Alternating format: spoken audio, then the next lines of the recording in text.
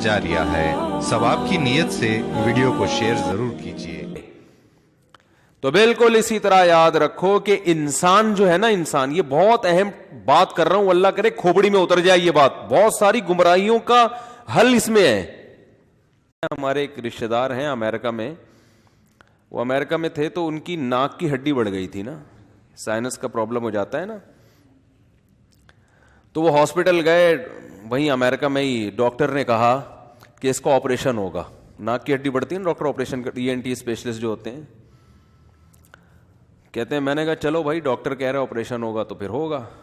تو وہ ڈاکٹر نے بہت سارے ڈاکومنٹ دے دیے کہ اس پہ آپ سائن کر لیں اور کل لیٹ جائیں آ کے نا. عام طور پہ مریض لوگ پڑھتے نہیں ہیں کہ لکھا ہوا کیا ہے، بس ڈاکٹر جہاں جہاں سائن کروا لے لوگ کر دیتے ہیں. انہوں نے آ کے پورے ڈاکومنٹ پڑھ لیے، اس میں لکھا ہوا تھا کہ آپریشن کے بعد ڈاکٹر کی کوئی ذمہ داری نہیں ہے کہ آپ کا جو سائنس کا پرابلم ہے یہ حل بھی ہوتا ہے کہ نہیں ہوتا. کوئی انفیکشن ہو گیا تو بھی ہم اس کے ذمہ دار نہیں ہیں. کوئی الرجی ہو گئی، مستقل زکام کی بیماری لاحق ہو گئی، ہم اس کے بھی ذمہ دار نہیں ہیں. تو کوئی جتنی بھی ممکنہ بیماریاں تھیں نا، ڈاکٹر نے پہلے ہی کہہ دیا تھا میں کسی کا ذمہ دار نہیں ہوں. انہوں نے سارے ڈاکومنٹ پڑھنے کے بعد ڈاکٹر صاحب کے پاس گئے کہ ڈاکٹر صاحب میں کسی قصائی سے کٹوا لیتا ہوں اپنی ناک، کیونکہ وہ بھی ان میں سے کسی چیز کا ذمہ دار. بولو بھائی، بھائی کاٹنا ہی ہے نا. تو ڈاکٹر میں اور قصائی میں یہی تو فرق ہوتا ہے، بھائی تم ذمہ داری تو لو. بلیڈنگ ہونا شروع ہوئی، بند نہیں ہوئی تو بھی ذمہ دار نہیں ہے. ایک دفعہ ایک ناک کی ہڈی کے ایک صاحب نے آپریشن کروایا، بلیڈنگ ہوئی، اتنی ہوئی کہ وہ بےچارے مر ہی گئے. وہ انا للہ ہی ہو گیا اس کا.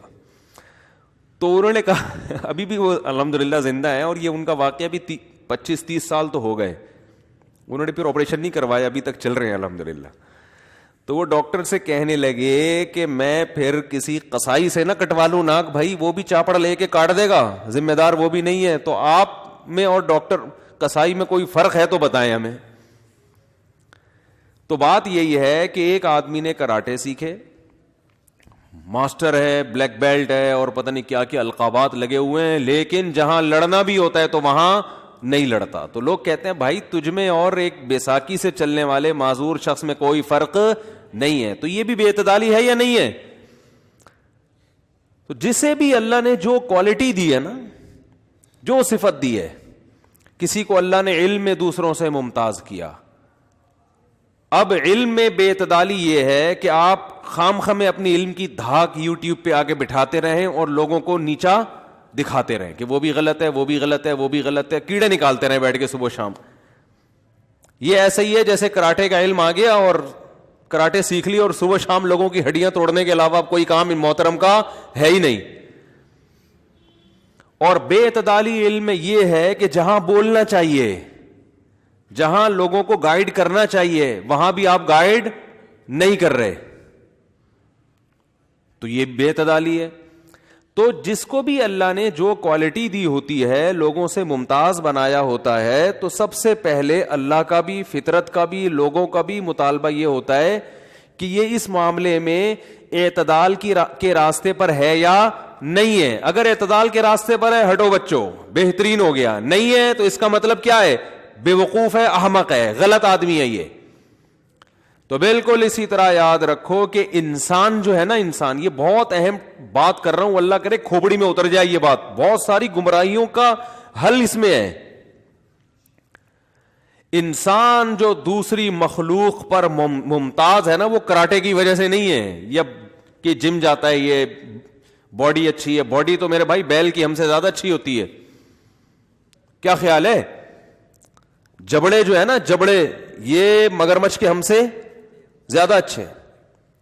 اگر آپ کہتے ہو میں جمناسٹک کی طرح چھلانگے مارتا ہوں، یوں کرتا ہوں میں، یہ تو پھر بندر یہ کام ہم سے بھی زیادہ اچھا کر لیتا ہے. لنگور کو دیکھو کیسے لٹکتا رہے گا نا، ہم وہاں تک پہنچ ہی نہیں سکتے کتنی بھی محنت کر لیں، لنگور نہیں بن سکتے ہم، اور اللہ بنائے بھی نہیں ہم میں سے کسی کو.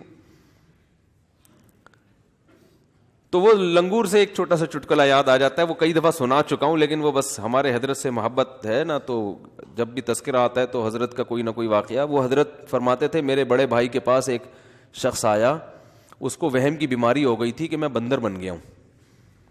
کہتے نہیں کتنے نفسیاتی ڈاکٹروں کے پاس جا چکا تھا, یار مجھے شبہ ہو گیا میں بندر ہوں, میں بندر ہوں. بہت ایک ڈاکٹر کے پاس گیا نا کہ میں بندر ہوں, تو ڈاکٹر نے کہا پنکھے سے اترو گے تو بتاؤں گا نا کہ علاج کروں گا میں, اوپر سے تو نیچے آؤ.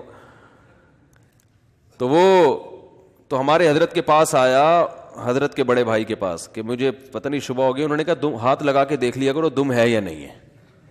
کہتے ہیں اس کے بعد وہ الحمدللہ کسی اور کے پاس کبھی بھی نہیں گیا, کسی کے پاس بھی نہیں گیا, اس کو یہ وہم دور ہو گیا. تو چھلانگیں مارنا جمناسٹک کی, جیسے وہ کر رہے ہوتے ہیں جمناسٹک والے, ٹھیک ہے کرتے ہیں, بہت کوالٹی ہے یار, گھوم جاتے ہو, لیکن بندر کی طرح بولو نہیں ہو سکتا. تو انسان کو جو اللہ نے ممتاز بنایا, جو سب سے الگ تھلگ بنایا, وہ کس چیز میں؟ عقل میں. اس جیسی ذہانت اور عقل اللہ نے کسی کو بولو نہیں دی ہے, ایسی کھوپڑی اللہ نے کسی کو نہیں دی ہے. اس چیز میں انسان ممتاز ہے. تو میں نے آپ سے عرض کیا کہ جو کوالٹی جس کو دی جاتی ہے نا, لوگوں کا بھی مطالبہ ہوتا ہے, فطرت کا بھی مطالبہ ہوتا ہے کہ یہ اس میں کیا کرے, اعتدال سے کام لے. اگر وہ اس میں اعتدال سے کام نہیں لے رہا تو ہر شخص کی خواہش ہوتی ہے کہ یہ کوالٹی, یہ صفت اس سے چھن جانی چاہیے, یہ اس کے لائق نہیں ہے, یہ غلط آدمی کے ہاتھ میں یہ چیز آ گئی ہے. تو بالکل اسی طرح یاد رکھو, انسان کو تو اللہ نے ممتاز ہی عقل کی وجہ سے کیا ہے.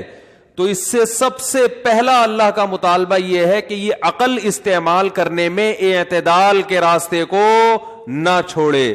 عقل کا غیر ضروری استعمال یہ بھی غلط, اور جہاں عقل استعمال کرنی ہے وہاں بھی نہیں کر رہا, یہ بھی غلط.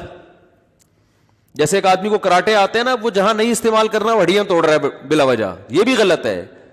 اور بالکل ہی ہاتھ پہ ہاتھ رکھ کے بیٹھا ہوا ہے, کسی کو کچھ کہتا ہی نہیں ہے, تو یہ بھی کیا ہے, غلط ہے نا. تو ہمارے ہاں بڑا مسئلہ یہ ہے, جو ملحد لوگ ہیں نا, جو منکر ہیں, جو لبرل لوگ ہیں, یہ عقل کا استعمال وہاں بھی کرتے ہیں جہاں عقل کی رسائی ہے نہیں. یہ غیر ضروری استعمال کرنے, یہ اپنے آپ کو اتنا فنٹر سمجھتے ہیں, اتنا ذہین سمجھتے ہیں, یہ کہتے ہیں کہ دنیا کا ہر مسئلہ ہماری عقل حل کر دے گی, ہماری عقل کے پاس ہر بات کا جواب ہے. حالانکہ ایسا ہے نہیں. لا محدود صلاحیتیں اللہ نے کسی کی پیدا نہیں کی ہیں, ہر چیز عقل بتا نہیں سکتی.